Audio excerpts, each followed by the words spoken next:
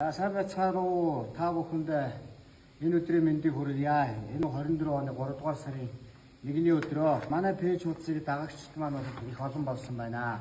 Одоо 11 мянган дагагч хүрж байна. Сурсан хүмүүс бол 20 гаруй хүн бол одоо сурсан байна.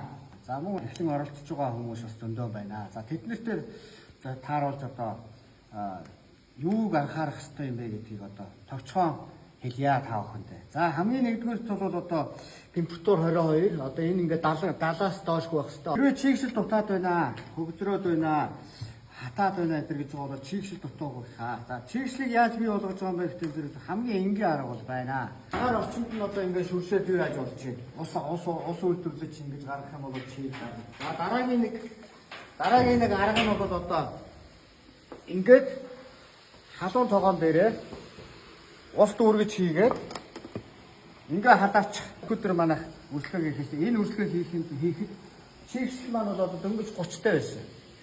Одоо болохоор манайх ингээ 70 руугаа очиж байна. За тэгээд 2-3 хоног чоод ургахгүй байх, зухахгүй байх гэдэг яарад байх шиг байна. За яарад хэрэггүй. 3-аас 4 дахь өдөр дээрээ явж байна. Энэ бол болохоор 5 дахь өдөр дээр. Энэ хоёрын хооронд болохоор ялгаа байгаа. Энэ бол ингээ хөрсчөөд жоохон дээшилсэн байгаа. Хөрсөн ингээд зузаараа дээшилсэн ба энэ ингээд зузаарсан байна хөрсөн. Хамгийн гол нь нөгөө 7 дугаар зөвлөгөө гэж байгаа. 7 дугаар зөвлөгөөг маш сайн нэгт нямбай сайн судалж уншиж хоёр баднаас байлаа гэж бодоход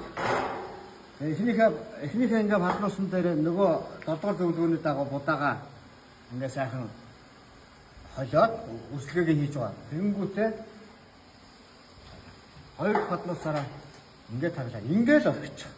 Орчихсныгаа маргааш нь ингээд тагаа авлаа. Тагаа аваад ирэхдээ чинь ингээд ус чинь ингээд бүрэн ингээд шингэж гисэн. Ганц нэг будаанаас ингээд ганц нэг киш ирэхэд цагаан ингээд гарч ирэх гэж байгаа юм шиг ингээд. За тэр нэгээ дөнгөж нэг жоохон ингээд сүршээд, наваа сүршээд тэгээд тавьчих. За ингээд цаашаа ингээд.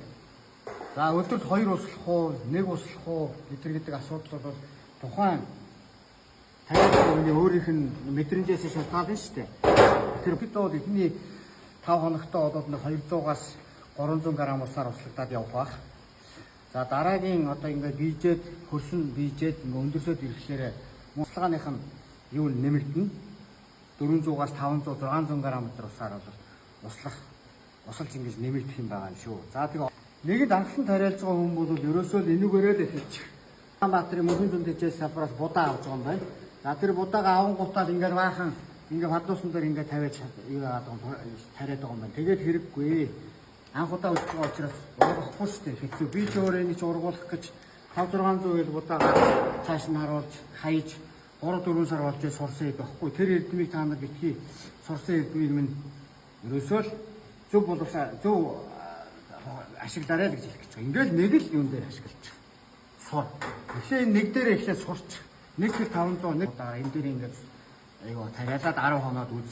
Тэгээ болохгүй бол дахиад нөгөөдхийгөө одоо сайхан цэвэрлээ дахиад одоо юундээ болохгүй байсан гэдэг хувьдаа одоо бодлого анализ дээр хийгээд тэгээ ингээд сурчих. Сурсныхаа дараа болно та нар. Ингээд санаа зовлтгүй. Ингэх бол санаа зовлтгүй та нар хангалттай ингэх боломжтой шүү. Энэ битгий яагаарэ. Яарад хэрэггүй. Эхлээд заавалчгүй энэ дээр багаар энэ дээр сураацгаа.